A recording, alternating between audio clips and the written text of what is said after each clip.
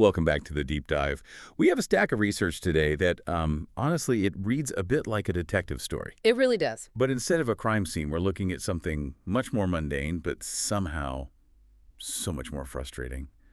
The rental market. Oh, it's a mystery that drives thousands of people absolutely crazy every single day. If you've ever tried to rent a house and just felt like you were screaming into the void, well, this one is for you. Exactly.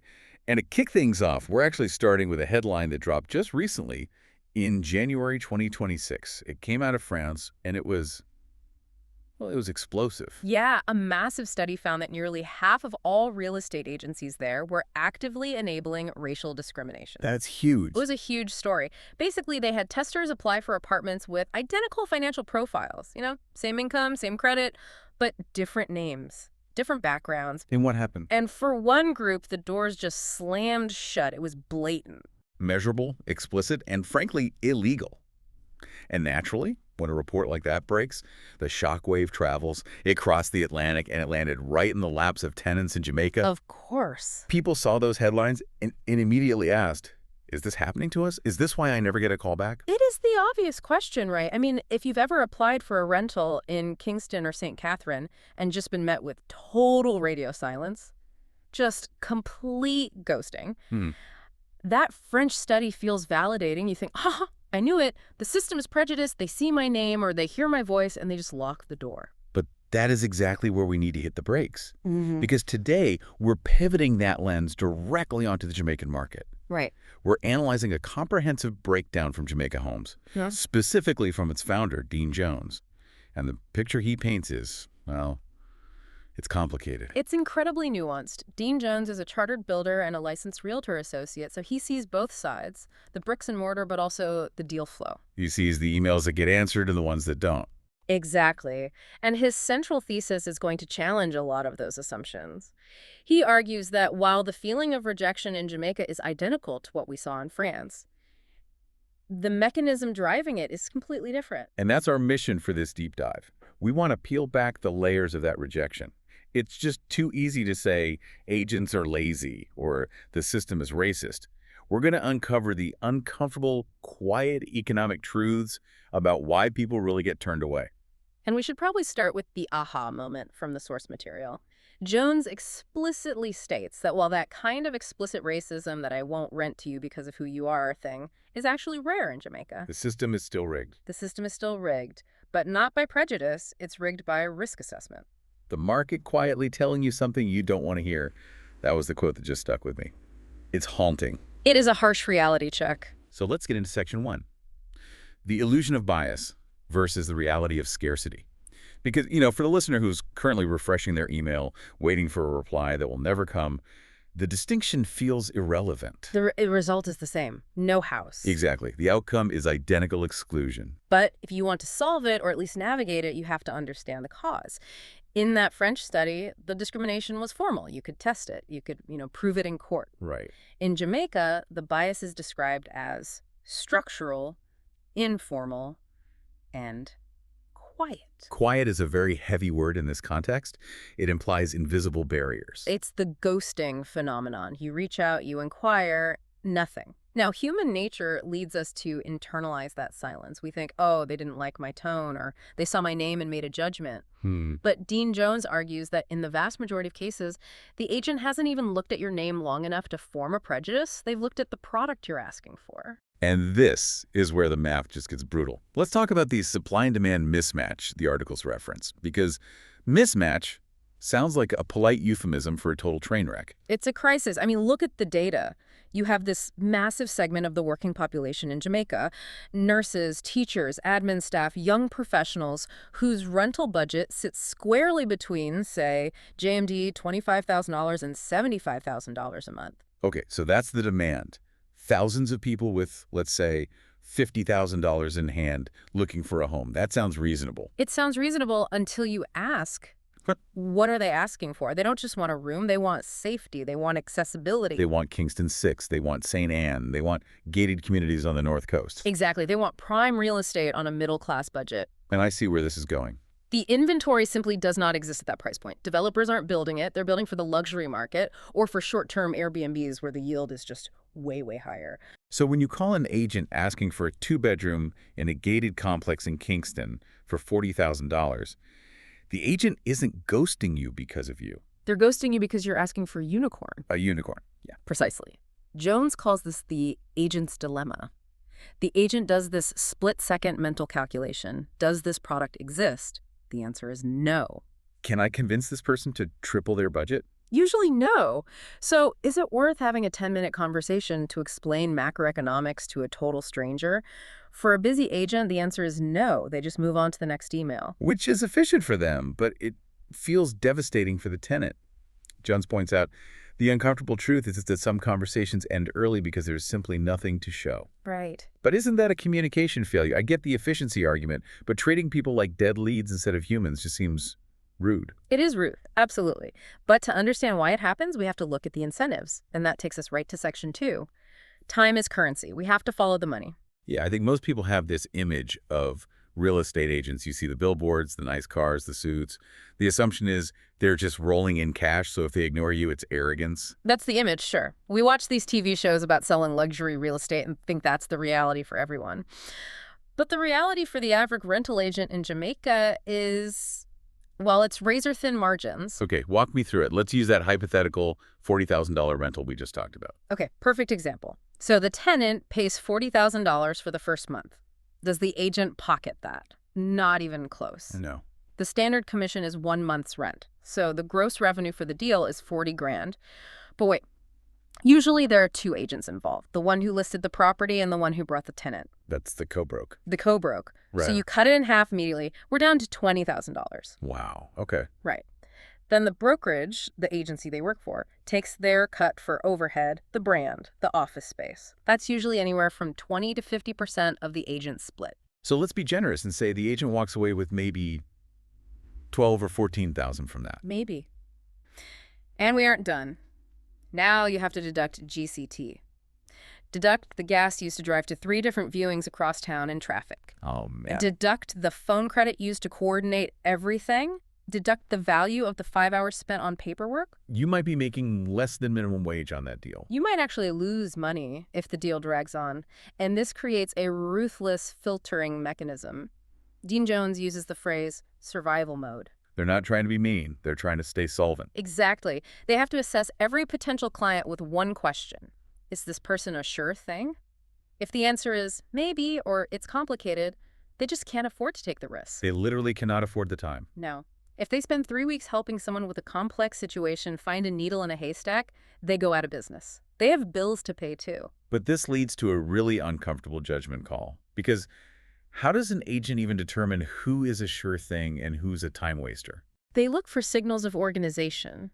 Jones notes that if a client is vague, or if they show up without their documents, the agent might quietly walk away. So they just fade out. Yeah. He says they don't hate the person, but they feel they can't afford the effort. But that idea of organization, having your ducks in a row, that's a proxy for class, isn't it? Or at least a proxy for being in the formal economy. Bang on. And that is the perfect segue to Section 3, paperwork as the new gatekeeper. This is where the economic filtering starts to look a lot like social filtering. Because who has perfectly organized paperwork? People with steady, corporate, 9-to-5 jobs. Correct. In the Jamaican market today, documentation has become the single most powerful filter. We are talking proof of income, official job letters, references, bank statements. And the deposit ready to transfer instantly. All of it. If you work at a big bank or a government ministry, you print that out in 5 minutes. You are low risk. But that's not the reality of the Jamaican workforce. Not even close. It's heavily informal. You have brilliant tradespeople, successful market vendors, freelancers, creatives. They might have the cash. They might make more money than the bank teller. But they don't have the paper. They don't have the paper. And that concept from the notes, paperwork as a stand-in for trust, that is the core of the problem. The agent doesn't know you. They don't know your character. They don't know that you've never missed a payment in your life. They only know what the file says. And if the file is thin, the trust is zero. And there are specific groups that get absolutely hammered by this. The outline mentioned returning residents, which surprised me at first. You'd think they have capital. And they do, often in foreign currency. But they don't have a local footprint. No Jamaican credit history. No local job letter. To a risk-averse landlord, They're a giant question mark. Will they stay? Is their income stable? If they stop paying, how do I chase them if they fly back to London? It's all about perceived risk. So even having money isn't enough. You have to have documented money within the local system. And young adults. Forget about it. If you're just starting out, you have no references. You're a ghost to the system. So what we're seeing is a system that technically isn't discriminating by race, but it is aggressively discriminating by employment type and bureaucratic readiness. And the result is a structural bias. If marginalized groups are more likely to work informally, then they are systematically excluded from the housing market. It's not a no blacks allowed sign, it's a no pay stubs, no entry sign. But the effect on society is eerily similar. It effectively creates a two-tier society, those who can navigate the bureaucracy and those who can't. Which brings us to the human cost. Section 4 really drives this home. We're not just talking about inconvenience here. Dean Jones calls it a broken system. And he calls renting the entry point to stability. That's a powerful phrase. Think about that ladder. If you can't rent a secure, decent place, you can't safeguard your belongings. You spend more on transport because you live miles from work. You can't save effectively. You certainly can't plan for a family. It's a first rung.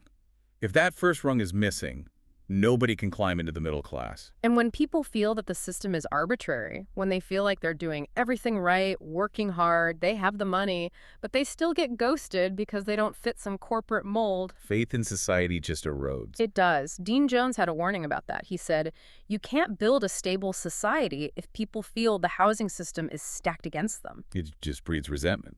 It creates this permanent underclass of people who are stuck in instability, not because they're lazy, but because the market has deemed them administratively risky. Exactly. So let's loop back to that France comparison.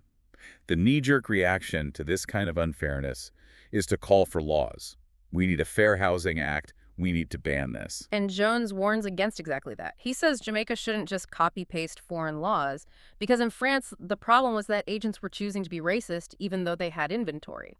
They had the empty apartment. They just refused to give it to the applicant. In Jamaica, the problem is that there is no inventory. There's no inventory. You can't legislate an empty apartment into existence. Right. You can pass a law saying you must rent to everyone fairly, but if there's only one apartment and 50 people apply, 49 people are still going to be disappointed.